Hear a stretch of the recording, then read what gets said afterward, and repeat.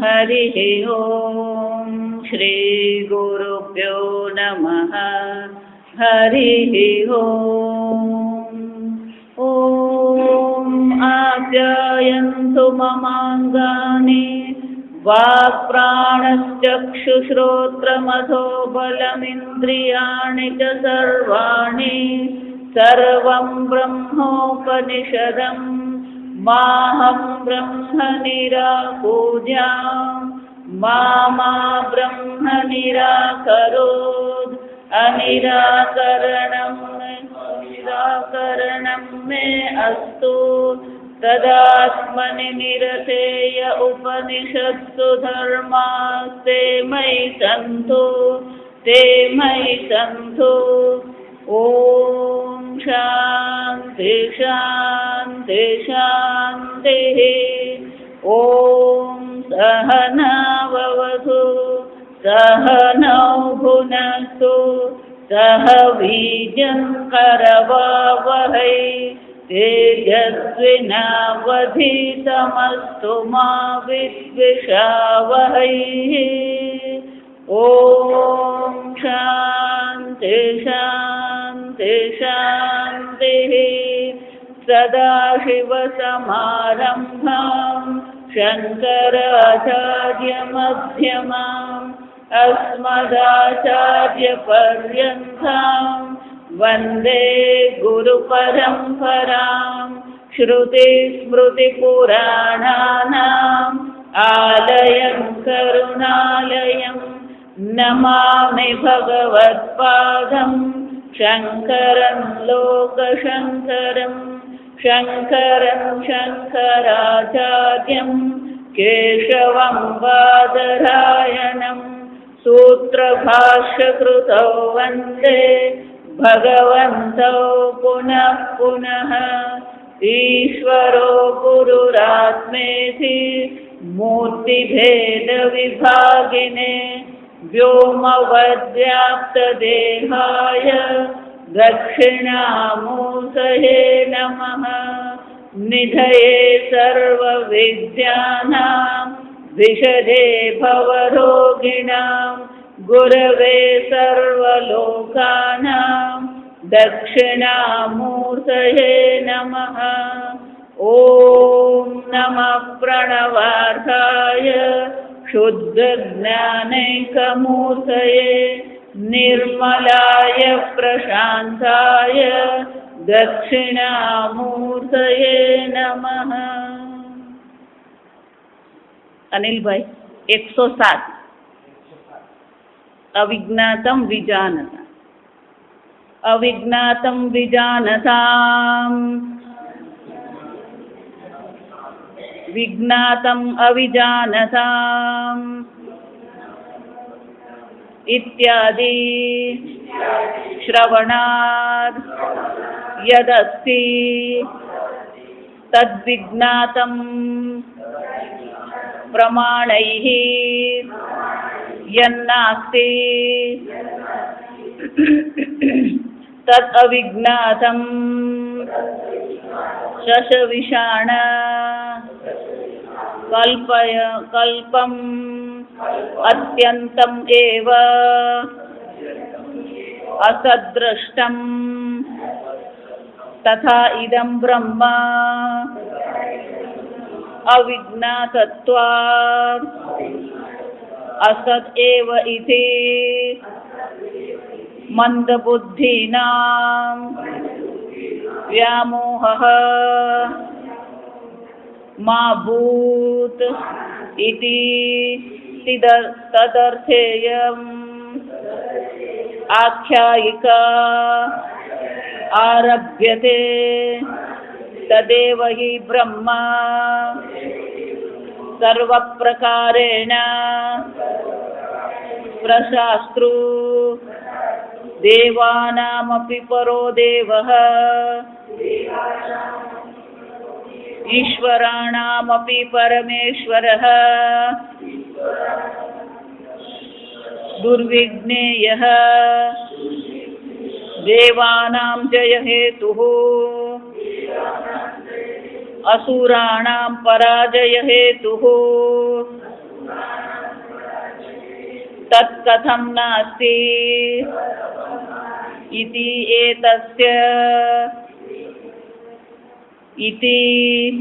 एतस्य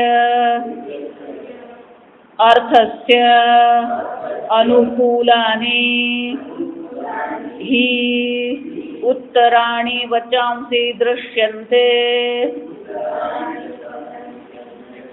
अथवा ब्रह्मविद्यायाः स्तुतये कथं ब्रह्मविज्ञानाद्धि अज्ञादयः देवाः देवानां श्रेष्ठत्वं जग्मुः ततः अपि अतितराम् इंद्रः इति अथवा दुर्विज्ञेयं ब्रह्म इति एतत् प्रदर्श्यते येन अज्ञादयः अतितेजसः अपि क्लेशेनैव ब्रह्मविदितवन्तः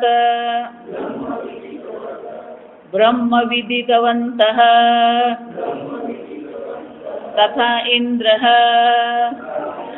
देवानाम् ईश्वरः अपि सन् इति वक्ष्यमाण उपनिषद्विधि परं वा નથી બરાબર કેમ બોલતા 106 નંબરના પાના પર ઉપનિષદ વિધિ પરમ વા સર્વં બ્રહ્મ વિદ્યા વ્યતિરેકેણ પ્રાણીનાં કર્તૃત્વ ભોક્તૃત્વ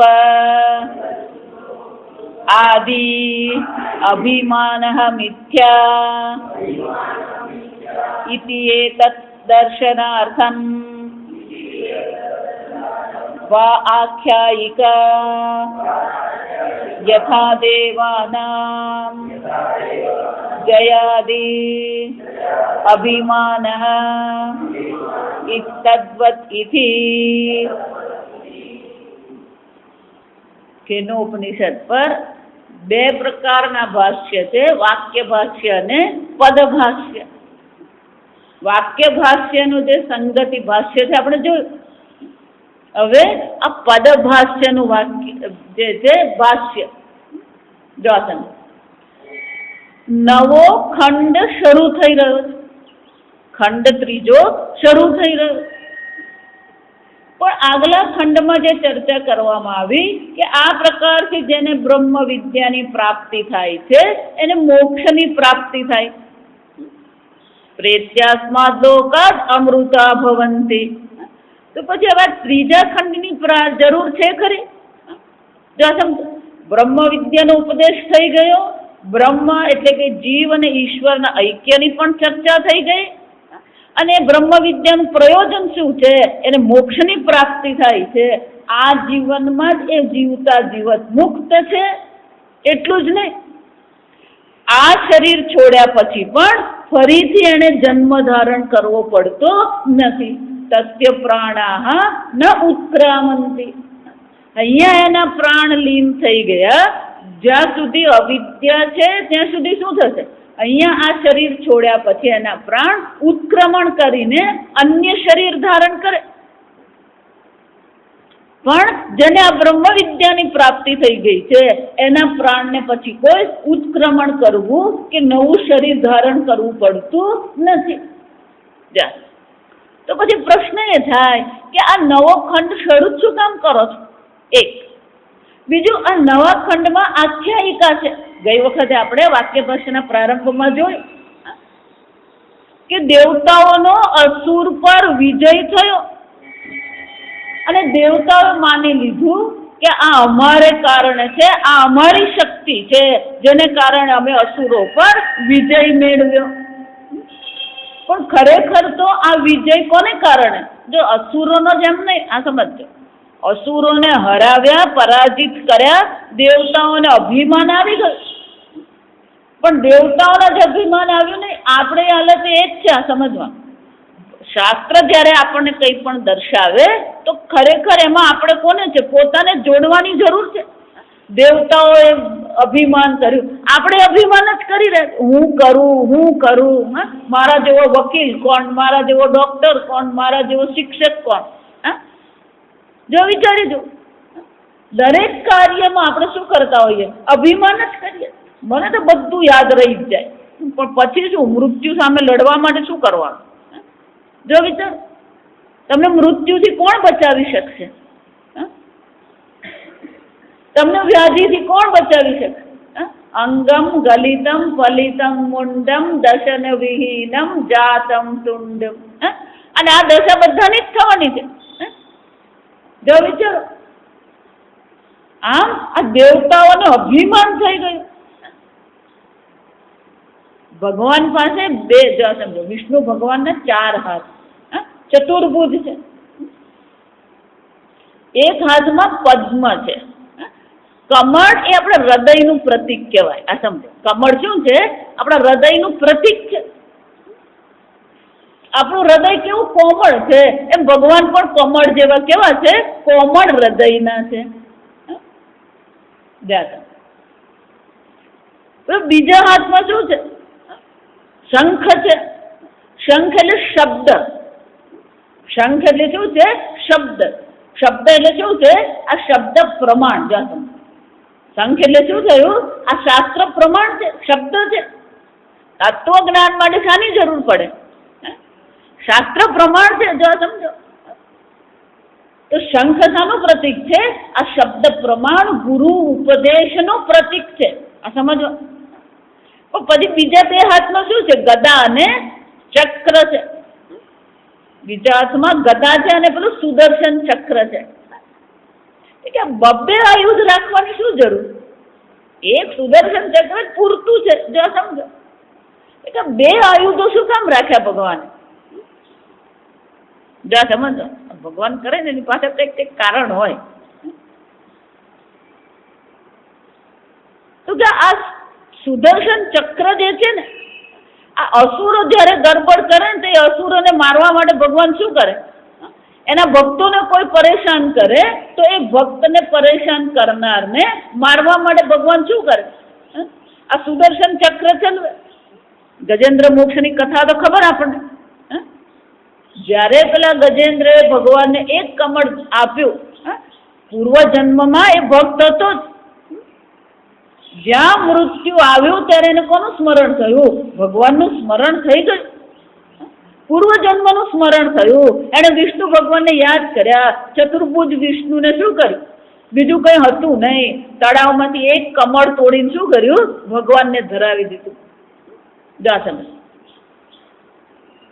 અને ભગવાને આવીને શું કર્યું? સુદર્શન ચક્રથી મગરનું શિર શું કર્યો? છેદ કરી દીધું. પણ કે ભગવાન એક સુદર્શન ચક્ર છે, ગદા કેમ રાખી ભગવાન? ગદાની જરૂર છે? જરૂર જ નથી. કે આ ગદા શાના માટે છે? ભક્તોને જ્યારે અહંકાર આવે ત્યારે ભગવાન શું કરે છે? આની બુદ્ધિ પર એવી ગદા ફેરવે ને કે ભલભલો લોક શું થઈ જાય? ચત્તો પાઠ થઈ જાય. આપણી ભાષામાં શું કહેવાય?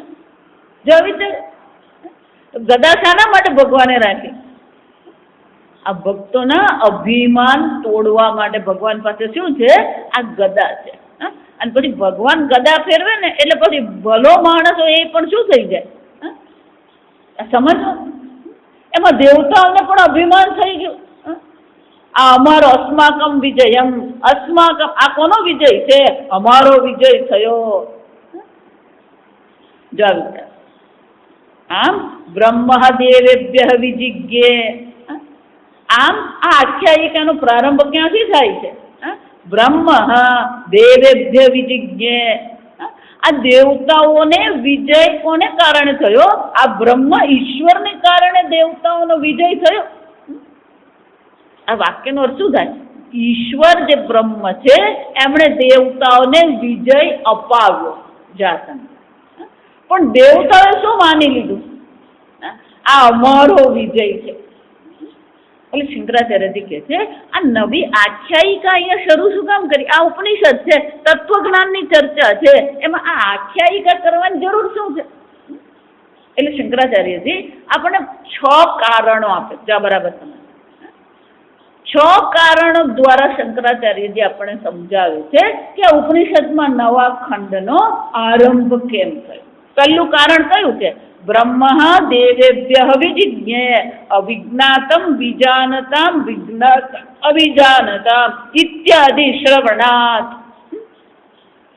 આપણે શું સાંભળ્યું? આપણે આગળ જોઈ ગયા. જે એમ કે છે કે હું બ્રહ્મને જાણતો નથી, વિજાનતામ એ બ્રહ્મને જાણે છે. વિજ્ઞાતમ અવિજાનતામ જે એમ કે છે કે હું બ્રહ્મને જાણું છું એ બ્રહ્મને જાણતો નથી. કેમ? કારણ કે બ્રહ્મ ક્યારેય આ તરીકે વિષય બની શકે એમ છે જ નહીં. હું ગલગોટાને જાણું છું, હું પુસ્તકને જાણું છું એમ જ્યારે કહીએ ત્યારે હું અને પુસ્તક શું થઈ જાય? અલગ થઈ ગયા. એમ જો હું એમ કહું કે હું બ્રહ્મને જાણું છું અથવા અન્ય કોઈ પણ વ્યક્તિ એમ કે હું બ્રહ્મને જાણું છું તો એ હું જાણવા વાળો અને જાણવાનો વિષય બ્રહ્મ શું થઈ જવાના? અલગ થઈ ગયા. અને જાણવા વાળો તો ચૈતન્ય સ્વરૂપ છે જ.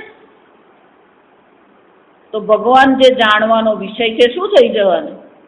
યદ્રશ્યમ તદ જડમ. જા સમજ. તો ભગવાન પણ જો દ્રશ્ય કોટીમાં આવી ગયા, જ્ઞેય કોટીમાં આવી ગયા તો ભગવાન પણ શું થઈ જવાનું? યદ્રશ્યમ તદ જડમ. ભગવાન જડ થઈ જાય. જો આ સમજો.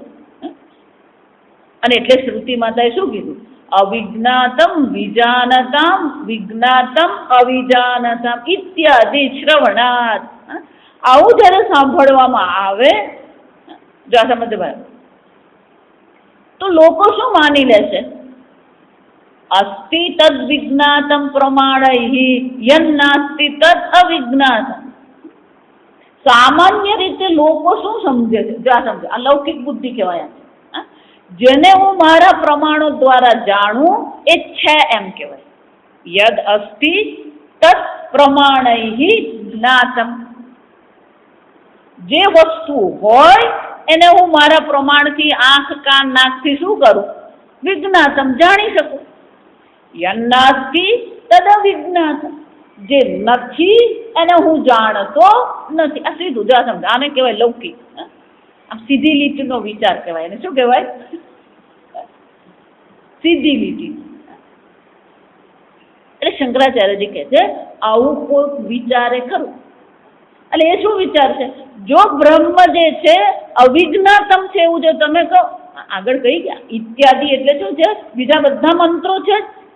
વિદિતમ અવિદિતમ અથ વિદિતાત અધિ અવિદિતાત અધિ. વિદિત થી પણ અન્ય છે, અવિદિત થી પણ અન્ય છે. કે આવું તમે ગોળ ગોળ ચર્ચા કરો એટલે અમે તો શું સમજવાના? સસ વિષાણ કલ્પમ અત્યંતમેવ અસદ્રષ્ટમ. સસ વિષાણમ કલ્પમ. કલ્પમ એટલે એના જેવું. સસ વિષાણ સમમ. સમમ ને બદલે શબ્દ કયો વાપરો છે? કલ્પમ. આ સંસ્કૃત ભાષા જે છે ને એમાં અનેક સમાનાર્થી શબ્દો છે. આ સમજો. તો કલ્પમ નો અર્થ શું થાય? જેવું. આપણે ગુજરાતીમાં શું કહેવાય? જેવું. તો કે તો આ તમારું બ્રહ્મ જે છે એ કેવું છે? સસલાના શિંગડાની જેમ કેવું છે? અસદેવ દ્રષ્ટમ. છે જ નહીં. જેમ સસલાના શિંગડા નથી એમાં તમારું બ્રહ્મ પણ શું છે? છે જ નહીં. કેમ? કારણ કે અમારા પ્રમાણથી અમે એને જોતા નથી, અમે એનો અનુભવ કરતા નથી. અહીંયા હવે સમજાય જ તમને? આ અનુભવ શબ્દ કેમ ઉડી જાય? પણ મારા તો અનુભવમાં બ્રહ્મ આવતું જ નથી અને એટલા માટે બ્રહ્મ શું છે? અસદ્રષ્ટમ. છે જ નહીં. જો વિચાર. જો એટલે હું વારંવાર કહું, જેટલા લોકો અનુભવની ચર્ચા કરે એ બધી અનુભવની ચર્ચા આવી. એનો અર્થ શું થયો? એ બ્રહ્મ વિદ્યા છે જ નહીં. બીજું ઘણું છે ચમત્કારે છે અને આશ્રમ પણ છે અને બધું જ છે. અને કદાચ અનેક દેશોમાં જ ફરી આવ્યા છે, આપણને કોઈ વિરોધ નથી એનો. પણ અનુભવ કહીએ એનો અર્થ શું થયો? એ બ્રહ્મ વિદ્યા છે જ નહીં. ત્યાં આત્મ સાક્ષાત્કાર, જો શબ્દ પછી જે વાપરો એ વાપરવાના. બ્રહ્મ જ્ઞાન કહો, આત્મજ્ઞાન કહો, આત્મ સાક્ષાત્કાર કહો, બ્રહ્મ સાક્ષાત્કાર કહો, જે કેવું હોય ને એ કહેજો. પણ આ વસ્તુ એ હોઈ શકે નહીં. આ સમજો કેમ? કારણ કે જે અનુભવમાં આવે એ યદ્રશ્યમ તદ્જડમ. અને એટલે શંકરાચાર્યજી કહે છે જે આવા લૌકિક વિચાર કરવા વાળા છે એ શું વિચારી લે છે? આવું કોઈ બ્રહ્મ નામની વસ્તુ છે જ નહીં. જા વિચાર તથા ઇયમ ઇદમ બ્રહ્મ અવિજ્ઞાતત્વાત અસદેવ ઇતિ. અને આ બ્રહ્મ જો અવિજ્ઞાતમ છે તો પછી એ શું છે? છે જ નહીં. કોણ વિચારે આવું? મંદ બુદ્ધિ નામ વ્યામોહ. શંકરાચાર્ય શબ્દ વાપરે ને, કોઈની બે આંખની શરમ રાખે નહીં. જો આ સમજો, આપણને એવું લાગતું ને કે આ બ્રહ્મ હોય એવું લાગતું નથી, તો પછી આપણે કયા વિભાગમાં આવી ગયા? મંદ બુદ્ધિ નામ. જો વિચાર, મંદ બુદ્ધિઓ માટે આ બ્રહ્મ કેવું છે? અસદેવ છે જ નહીં. ઇતિ વ્યામોહ મા ભૂત. આવા પ્રકારનો વિશેષ પ્રકારનો મોહ આપણી બુદ્ધિમાં ન થાય. ઇતિ તદર્થ ઇયમ આખ્યાયિકા આરભ્યતે. આ આખ્યાયિકા નવી શા માટે શરૂ કરવામાં આવી? કોઈ એવો મંદ બુદ્ધિનો હોય એની બુદ્ધિમાં એવો મોહ નહીં થઈ જાય કે આ બ્રહ્મ નામની કોઈ વસ્તુ છે જ નહીં. મંદ બુદ્ધિ ને જ્યાં સુધી માણસ વેદાંતમાં આવે નહીં, શાસ્ત્ર શ્રવણ કરે નહીં, ત્યાં સુધી એને માટે બ્રહ્મ તો શું છે? તો વેદાંતમાં આવે ને પછી બ્રહ્મ શબ્દ સાંભળે. જો વિચારી દો, એનો અર્થ શું છે? જ્યાં સુધી એ શાસ્ત્ર પાસે આવતો નથી, ગુરુ પાસે શ્રવણ કરતો નથી, ત્યાં સુધી આ બ્રહ્મ શબ્દ પણ, બ્રહ્મ તો બાજુએ, બ્રહ્મ શબ્દ પણ એને માટે શું હોય? નવો જ હોય. વિચારી. એટલે શંકરાચાર્ય શું કહે છે? આવા કોઈ પ્રકારનો મોહ ન થાય કે બ્રહ્મ નામની કોઈ વસ્તુ છે જ નહીં, અને આવો ખોટો નિર્ણય નહીં કરીએ. એના માટે જ આ શાસ્ત્રનો શું કરવામાં આવે? નવો ખંડ શરૂ કરવામાં આવી રહ્યો છે. આ બે કારણ છે.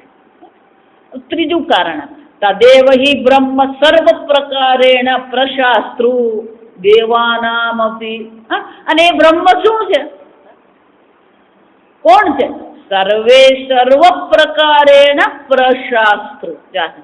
સર્વ સંપૂર્ણ જગતનો પ્રશાસન કરનાર કોણ છે? એ બ્રહ્મ છે. દેવાનામ અપી. જો સમજો, એટલા માટે કહું કે ઈશ્વર તો દેવતાઓનું પણ શું કરી રહ્યો છે? પ્રશાસન કરી રહ્યો છે. જો આ પુરાણોમાં જેટલી પણ વ્યાખ્યાઓ છે, આ સમજવાનું, પુરાણોમાં જે વ્યાખ્યા, પુરાણો નકામા નથી. એ પુરાણોની વ્યાખ્યા દ્વારા વ્યાસજી શું પુરવાર કરવા માંગે છે? કે એક અદ્વિતીય શક્તિ છે જે આ સર્વનું શું કરે છે? શાસન કરી રહ્યું. પછી તમે દેવી ભાગવત સાંભળો કે ભાગવત સાંભળો, પણ આપણને બધી કથામાં મજા પડે ને, એટલે પછી કથાનો શું અર્થ છે ને એ સમજવામાં આપણે કઈ માથાકૂટ કરીએ ને, એને માથાકૂટ જ કહેવાય. વિચાર, ઇન્દ્રને અભિમાન થઈ ગયું, હું કોણ છું? વર્ષા. જો અહીંયા ઇન્દ્રને જ અભિમાન છે, ત્યાં ભાગવતમાં પણ કથા શાની આવે છે? એટલે ઇન્દ્રને અભિમાન થઈ ગયું, મારા કારણે વરસાદ પડે છે, એટલે મારી પૂજા નહીં કરે તો હું વરસાદ પાડીશ નહીં. આ બિચારા ગોકુળના લોકો ભોલા હતા, એ બિચારાને ખબર નહીં, એટલે એ લોકો દર વર્ષે શું કરતા રહે? પણ ઇન્દ્રની પૂજા કરે અને ઇન્દ્ર વરસાદ પાડે. શ્રી કૃષ્ણનો જન્મ થયો અને ભગવાન શ્રી કૃષ્ણએ જોયું કે આ બધા ઇન્દ્રની પૂજા કરે છે, એટલે પિતાજી પાસે જઈને કે બાબા બાબા ये सब इंद्र की पूजा क्यों करते हैं? આ કૃષ્ણ આવે ને એટલે હિન્દી ચાલુ થઈ જાય. આ સમજમાં એટલે વૃંદાવન નો ને એટલે પછી હિન્દી શરૂ થઈ જાય કે બાબા આ બધા આ ઇન્દ્રની પૂજા શું કામ કરે કે બેટા ઇન્દ્રની પૂજા કરવી જ પડે, ઇન્દ્રની પૂજા કરીએ તો વરસાદ પડે, અને વરસાદ પડે તો પછી અનાજ પાણી પાકે. આ તારી ગાયો જે છે ને એ ગાયોનું ઘાસ ક્યાંથી મળે? જો આ વરસાદ જ નહીં પડે તો આ ઘાસ થશે જ નહીં, અને ઘાસ નહીં થાય તો આપણી ગૈયા મૈયાને ઘાસ વગર જીવશે કેમ આપણી મૈયા? પણ કે ઇન્દ્રએ તો વરસાદ પાડવાનો જ હોય ને, આપણે એની પૂજા કરવાની જરૂર છે જાત. એટલે નંદ બાબા કે પણ દીકરા આવું તો કોઈ દિવસ અમે વિચાર કર્યો જ નતો. જો આને કહેવાય પેલી ગરેડ, એકવાર પેલી એમ ગરેડ શરૂ થઈ ને એટલે બધા શું કરતા રહે, બધા ઇન્દ્રની પૂજા કરવાની, વરસાદ પડે વાત કરી, આગળ વિચારવાનું જ નહીં. ભગવાન આપણને હંમેશા વિચાર કરવાનો કહે છે, પણ આપણે તો શું કરતા હોઈએ, બુદ્ધિને તાળું મારી દેવાનું. ગુરુજીએ કીધું શીર્ષાસન કરવાનું એટલે કરવા, પણ કેમ કરવા?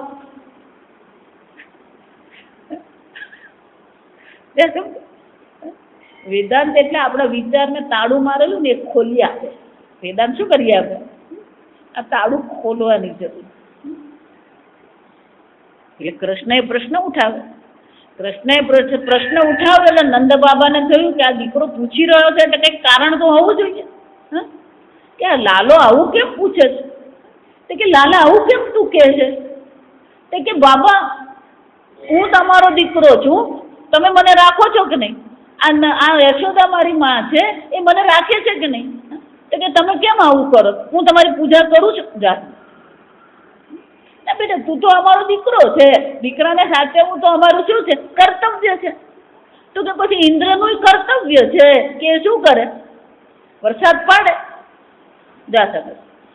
કે હા બેટા એ વાત તો તારી સાચી કે તમે પૂજા કરો કે નહીં કરો, ઇન્દ્રનું તો કર્તવ્ય છે, એના કર્તવ્યનું પાલન એને કરવાનું જ છે. જો વિચાર એટલે કે એ વાત તો તારી સાચી. આપણા બધાનું બાબા, આપણા બધાની રક્ષા કરવા વાળો તો એક જ પરમાત્મા છે. અને એ ઇન્દ્ર પણ કોના શાસનમાં છે? એ પરમાત્માના શાસનમાં છે. પરમાત્મા એને કામ સોંપ્યું છે. આજકાલના રાજકારણ જેવું નથી, આ સમજો. પેલો રેલવે મંત્રી હોય ખરો, પણ એને રેલવે મંત્રી તરીકેની શું જવાબદારી છે ને એનું ભાન હોય નહીં એને, આ સમજો. એટલે કૃષિ મંત્રી બનાવે, એક દિવસ કોઈ હળ ચલવેલું હોય નહીં, જો આ સમજો. એને શું બનાવી દીધો હોય? કૃષિ મંત્રી. જો વિચાર આપણા ભારતમાં જે મુશ્કેલી છે ને આ છે, તમે કોઈ માણસને જો વિચાર બીજે બધે એ લોકો લાયકાત જોઈએ, એનો આસિસ્ટન્ટ આઈએએસ ઓફિસર હોવો જોઈએ, પણ તું ભણેલો એ અંગૂઠા છાપ હોય. જો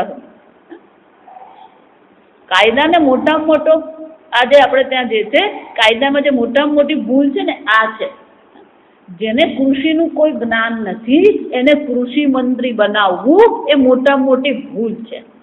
રેલવે તંત્ર શું છે એ જેને ખબર જ નથી, જે સિવિલ એન્જિનિયર કે મિકેનિકલ એન્જિનિયર થયો જ નથી એને તમે શું બનાવી દો?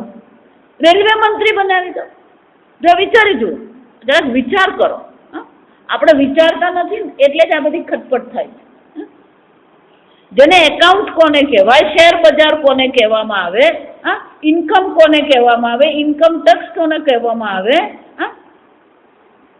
આ કોમર્સનું કોઈ જ્ઞાન નથી, એને તમે નાણામંત્રી બનાવો તો શું થવાનું? આ સમજો. આપણા દેશમાં આટલો સરસ દેશ છે, આટલા બુદ્ધિશાળી લોકો છે, દરેક પ્રકારની કુદરતી આપણે ત્યાં બધી જ પ્રકારની વસ્તુઓ ઉપલબ્ધ છે, અને છતાં પણ આપણે કેમ છીએ? કારણ કે આપણે રાજ કરવા વાળા કોણ છે? છે જ નહીં જ્ઞાન એની પાસે. જો સમજો એટલે કઠોપનિષદમાં એટલે યમરાજા કહે છે વિજ્ઞાનવાન સારથી. આ શરીર રથ છે, પણ શરીર ચલાવનાર જે સારથી છે કેવો હોવો જોઈએ? વિજ્ઞાનવાન, એને જ્ઞાન હોવું જોઈએ. ધારો કે તમે અહીંયાથી ગાડીમાં બેઠા, કોઈ ડ્રાઈવરને લઈને વિચાર કર્યો કે આબુ અંબાજી ચાલો ફરી આવીએ, અને અહીંયાથી તમે નીકળ્યા, જા સમજ.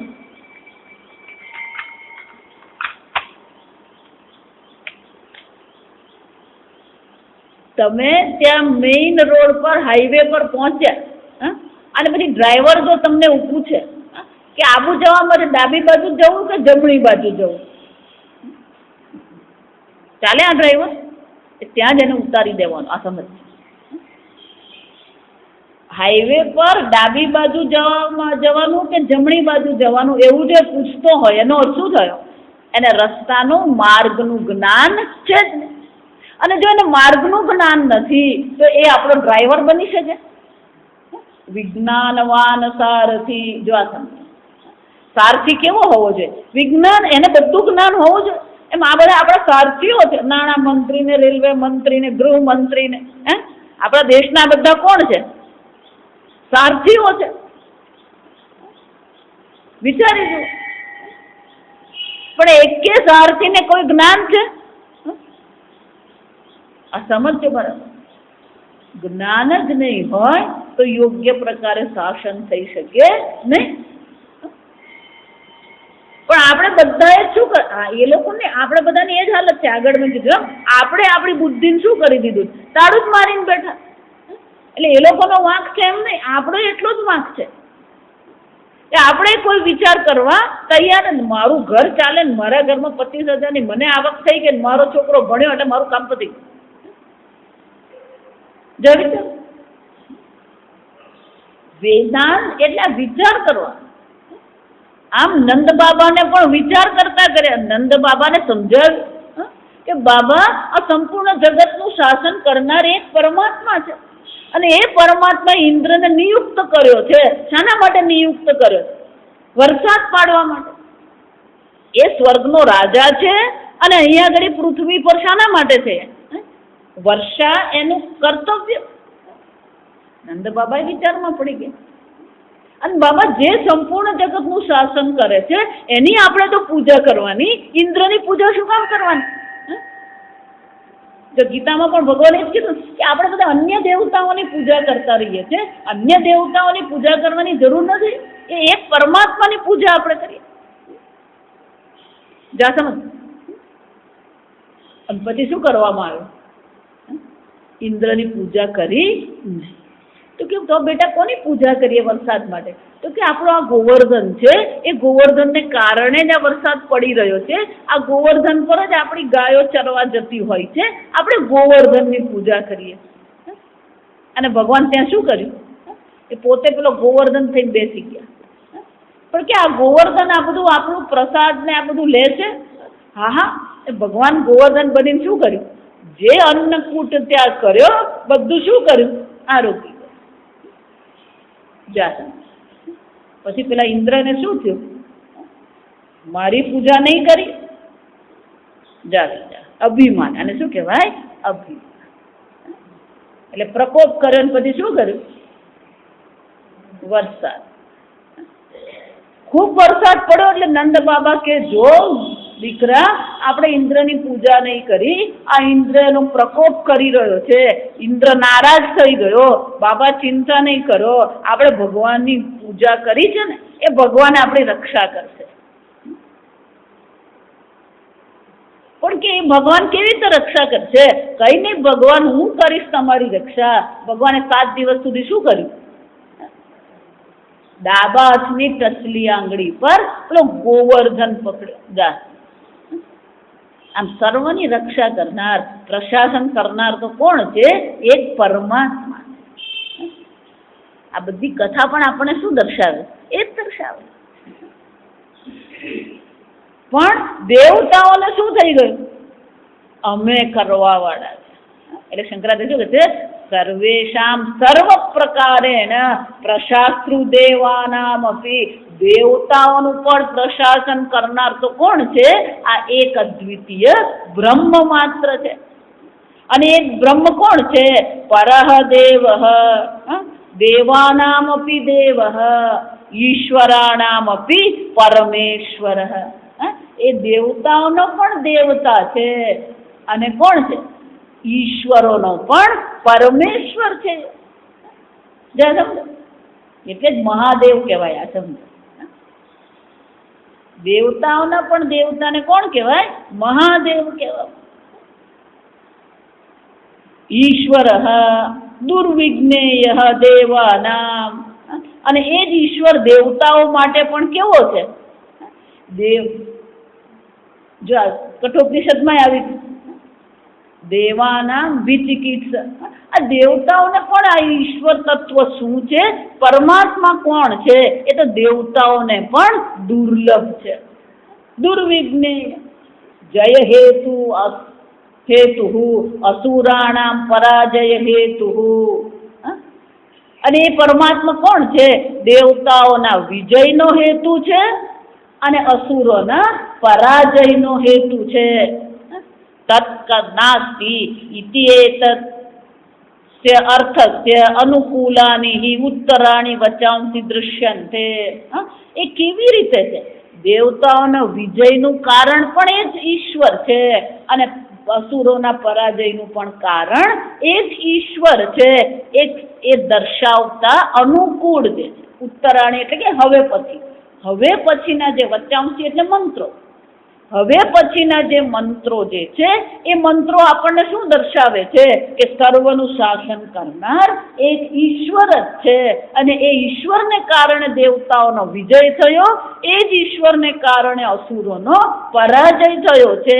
એ દર્શાવવા માટે જ આ નવી આખ્યાયિકાનો આરંભ કરવામાં આવે છે. અથવા બ્રહ્મ વિદ્યાયા સ્તુતયે, અથવા તો પછી આ શાના માટે છે કે આ બ્રહ્મ વિદ્યાનું શ્રવણ તો કર્યું, પણ આપણને બહુ બ્રહ્મ વિદ્યામાં મહત્વ દેખાય નહીં. માતાજી તમે તમારું પ્રવચન કરતા રહો, અમને સમય મળ્યો ત્યારે આવીશું, સમય મળે ત્યારે પુસ્તક ખોલીશું. આ બ્રહ્મ વિદ્યા સાંભળીએ ખરા, મજા આવે. એટલે જો તમે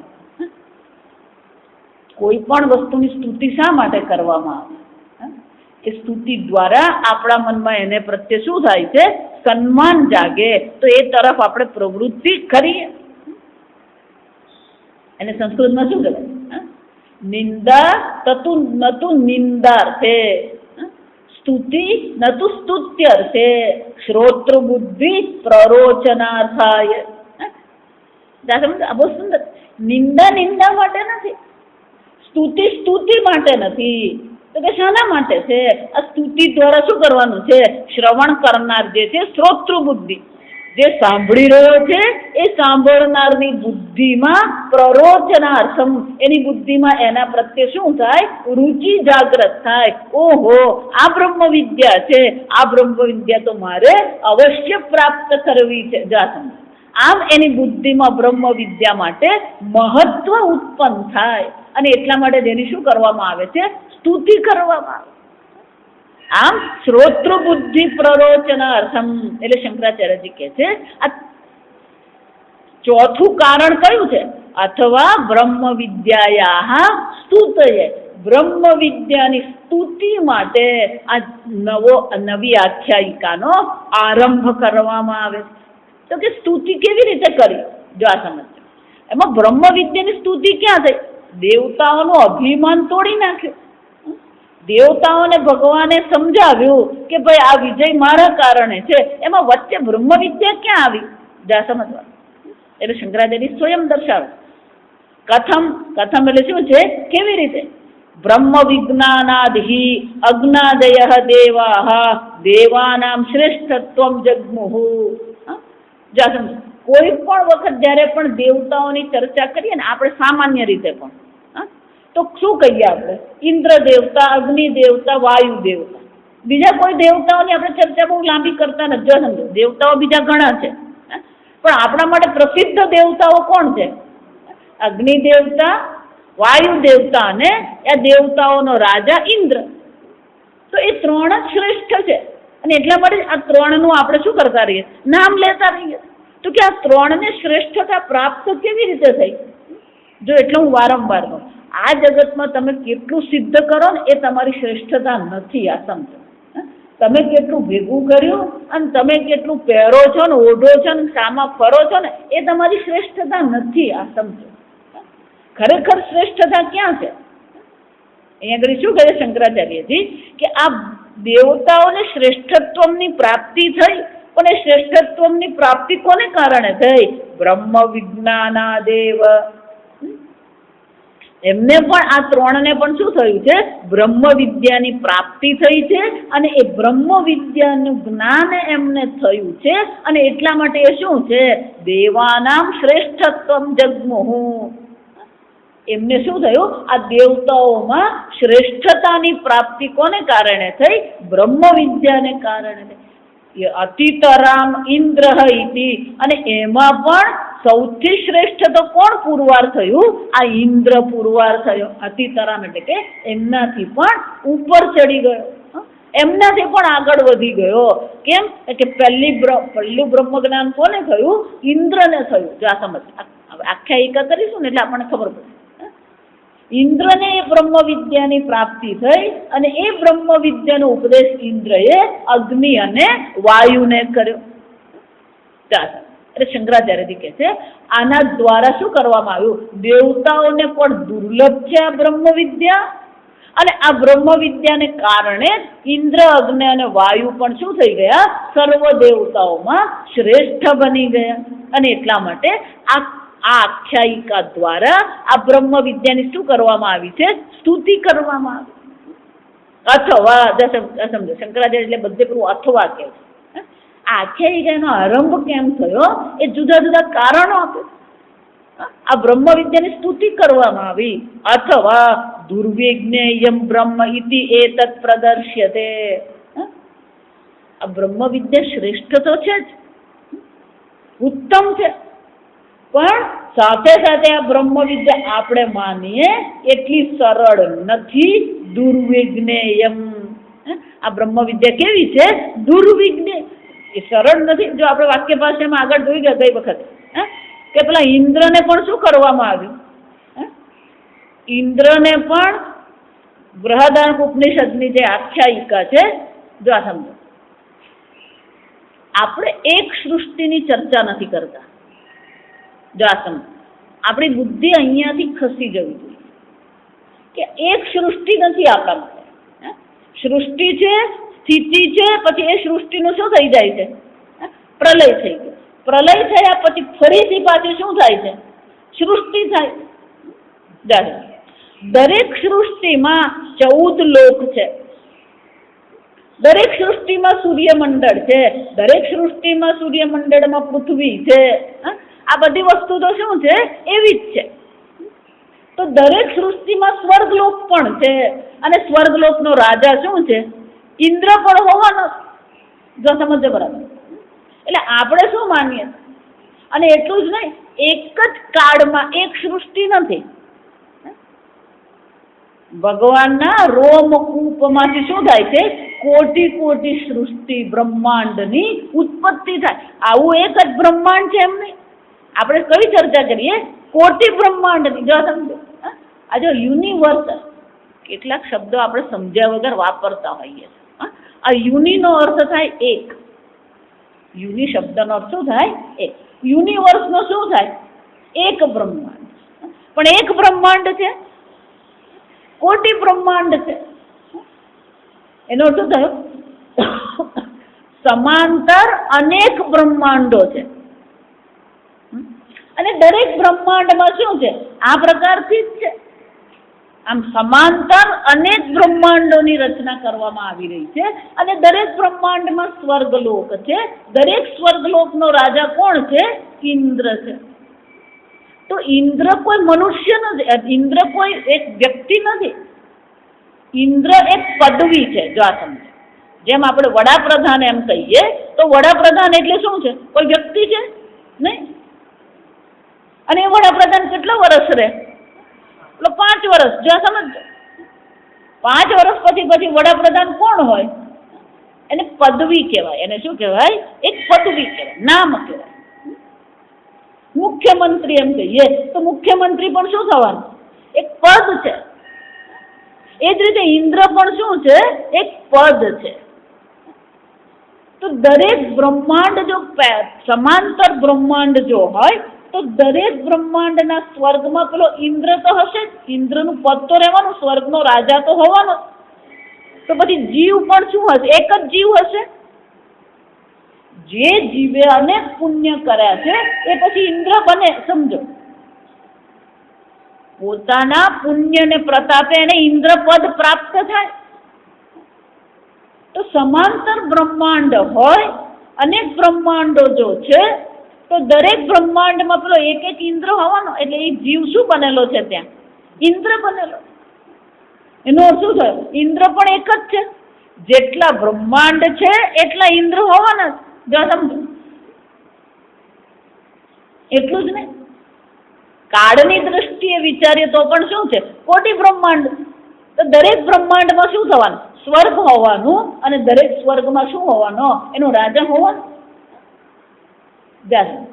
એને પારિભાષિક રીતે કહેવાય કલ્પાંતર ભેદ. એને શું કહેવામાં આવે? કલ્પાંતર ભેદ. અનેક કલ્પ, દરેક કલ્પમાં સૃષ્ટિ થાય. જ્યાં સમજો તો કલ્પાંતર ભેદથી ઇન્દ્ર પણ શું થવાના? અનેક હોવાના. અહીંયા જે ઇન્દ્રની ચર્ચા કરે છે એ આ ઉપનિષદ જ્યારે અથવા તો આ ઘટના જ્યારે બની એ કલ્પની ચર્ચા થઈ. તો બૃહદારણ્યક ઉપનિષદમાં પણ ઇન્દ્રની ચર્ચા છે. આપણે વાક્ય ભાષ્યમાં જોઈ ગયા કે ઇન્દ્રને જ્યારે કીધું કે તું આ ઇન્દ્ર અને વિરોચન બંને ગયા બ્રહ્માજી પાસે,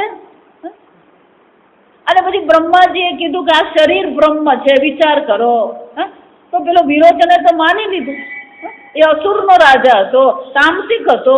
એને એમ જ થઈ ગયું કે આ શરીર જ શું છે? બ્રહ્મ છે. આ શરીર બ્રહ્મ છે તો પછી હવે શું કરો? ખાઓ પીઓ ને લહેર કરો. પણ ઇન્દ્ર સાત્વિક હતો.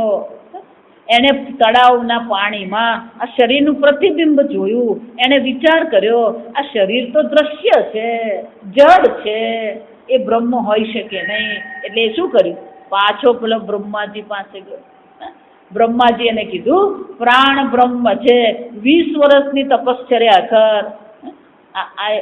સમજવાનું, ઇન્દ્રના 20 વર્ષ એટલે આપણા 12 વર્ષ એટલે દેવતાઓનું 1 વર્ષ થાય. એટલે ઇન્દ્રના 20 વર્ષ એટલે આપણા તો કેટલા વર્ષ છે? 20 વર્ષ ઇન્દ્રએ તપશ્ચર્યા કરી. પાછો બ્રહ્માજી પાસે ગયો. બ્રહ્માજીએ પાછો એને મોકલ્યો. આમ શું છે?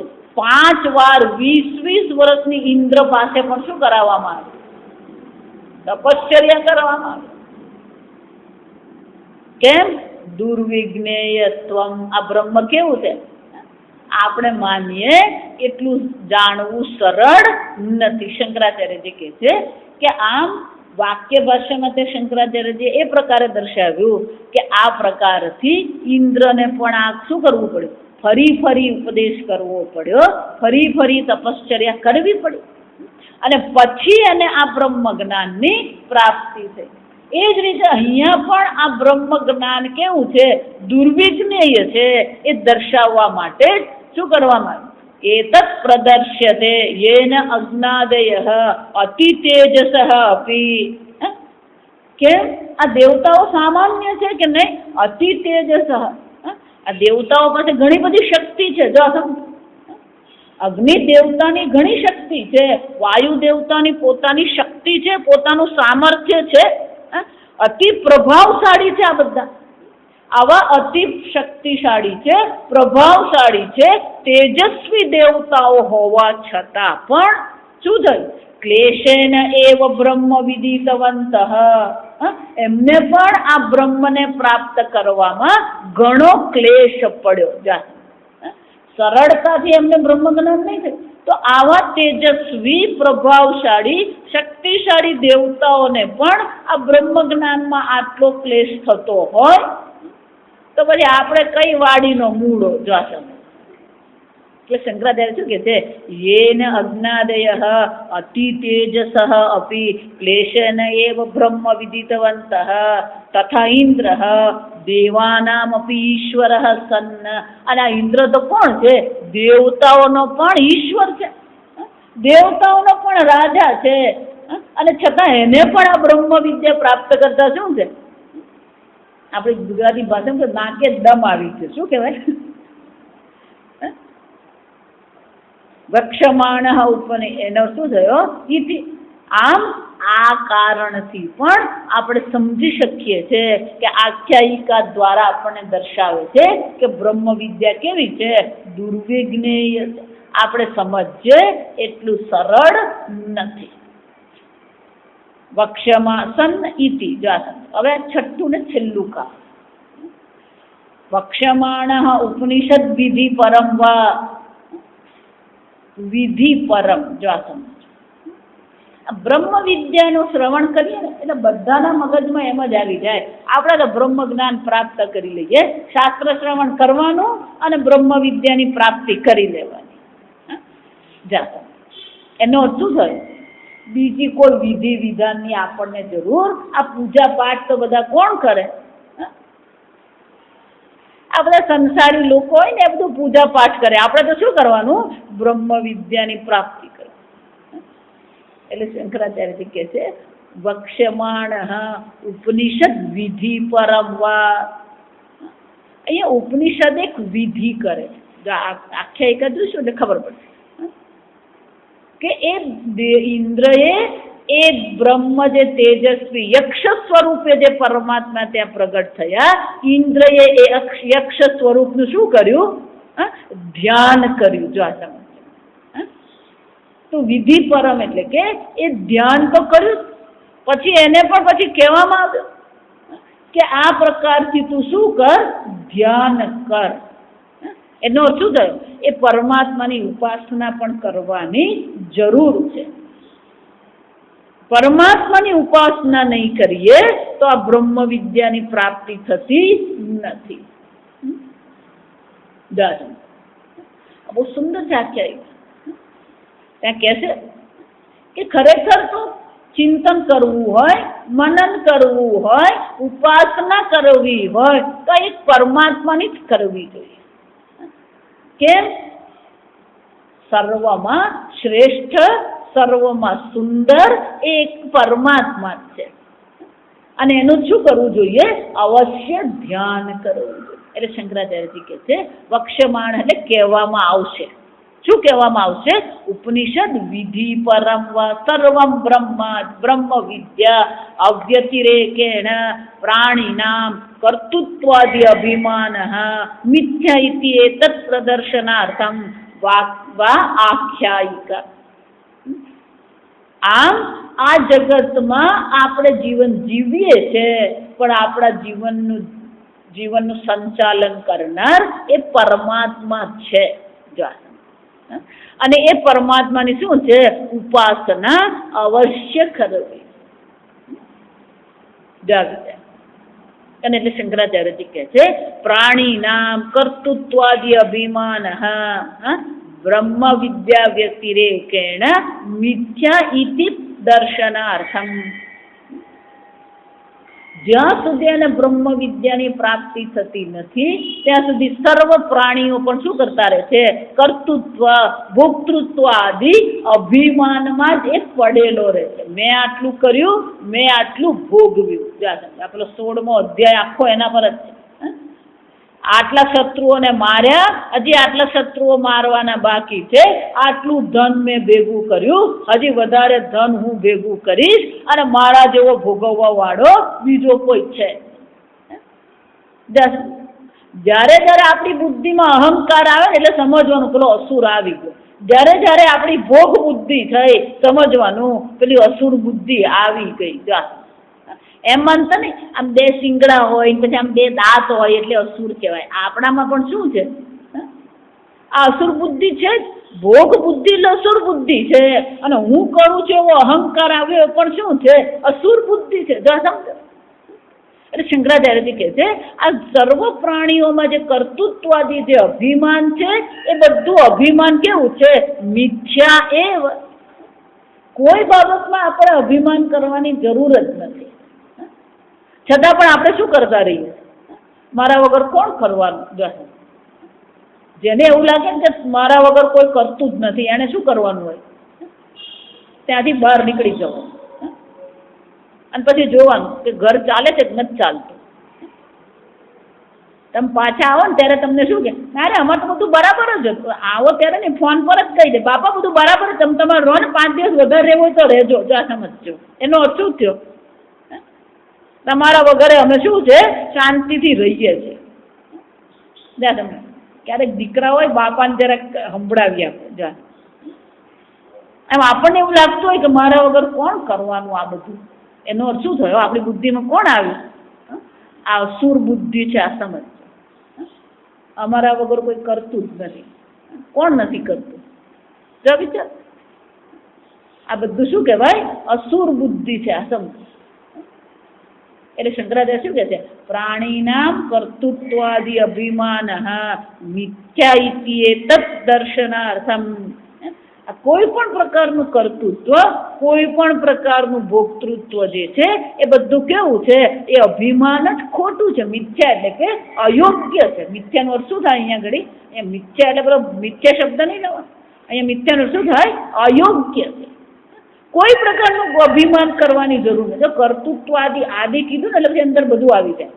ધને આવી જાય ને, ઘર આવી જાય ને, પુત્ર આવી જાય ને, બુદ્ધિ આવી જાય ને, વ્યવસાય આવી જાય ને, બધું જ આવી જાય. આ સમય કોઈ પણ બાબતમાં ક્યારેય કોઈ અભિમાન કરવાનું નથી. અને અભિમાન મિથ્યા છે એ દર્શાવવા માટે શંકરાચાર્ય શું કહે છે? ખાલી દેવતાઓનો અભિમાન તોડવા માટે એમ નહીં. આખ્યાયિકા કોને માટે છે? આપણા અભિમાનને પણ તોડવા માટે. આપણું અભિમાન અયોગ્ય છે એ દર્શાવવા માટે આ નવી આખ્યાયિકાને શું કરવામાં આવી રહ્યો છે? આરંભ કરવામાં આવી રહ્યો છે. આ પ્રકારથી શંકરાચાર્યજી કહે છે યથા દેવાનામ જય આદિ અભિમાન તદ્વદ ઇતિ. જેવી રીતે દેવતાઓને પોતાના વિજયનું અભિમાન થાય છે, એમ સર્વ પ્રાણીઓને પણ શું છે? પોતપોતાની જે પણ કઈ સિદ્ધિઓ છે એ બધા માટે શું થઈ રહ્યું છે? અભિમાન થાય. જો હું વારંવાર એટલે ભગવાનને સામે રાખીએ ને, અને ભગવાનના સામે નહીં રાખીએ, આ શંકરાચાર્યજીને આપણી સામે રાખીએ ને, તો કોઈ અભિમાન કરવા જેવું છે જ નહીં. શંકરાચાર્યજીની જે બુદ્ધિ છે, એમનું જે જ્ઞાન છે, એમની ભગવાનની જે ભક્તિ છે, શંકરાચાર્યજી જે શ્લોક આપણે બધા જે સ્તોત્રને પાઠ કરીએ ને, એ મોટે ભાગેના બધા કયા છે? શંકરાચાર્ય. નર્મદા અષ્ટકમ કહો, શિવ માનસ પૂજા કહીએ, કૃષ્ણ અષ્ટકમ કહીએ, અન્નપૂર્ણા સ્તોત્ર કહીએ. જો વિચાર, આ બધાને લખનાર કોણ છે? શંકરાચાર્ય. એમની ભક્તિ, એમનું જ્ઞાન, એમની વિદ્વત્તા, એમનું પાંડિત્ય આપણી આંખ સામે હોય તો પછી શું છે? આપણે જે જાણીએ ને એ બધી વસ્તુ કેવી થઈ જાય? તુચ્છ થઈ જાય. જો સમજ, આપણને પેલું રામહ રામો રામહ કરીએ ને એમાંય આપણને પરસેવો છૂટી જાય. સમજ.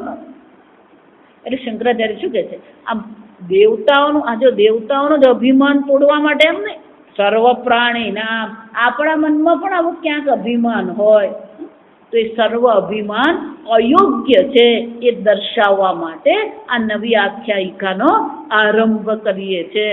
આવતીકાલે આપણે આરંભ કરીશું. ઓમ અસતો મા સદ્ગમય તમસો મા જ્યોતિર્ગમય મૃત્યોર્મા અમૃતંગમય. ઓમ પૂર્ણમદ પૂર્ણમિદં પૂર્ણાત પૂર્ણમુદચ્યતે પૂર્ણસ્ય પૂર્ણમાદાય પૂર્ણમેવાવશિષ્યતે. ઓમ શાંતિ શાંતિ શાંતિ. હરિ ઓમ શ્રી ગુરુભ્યો નમઃ. હરિ ઓમ.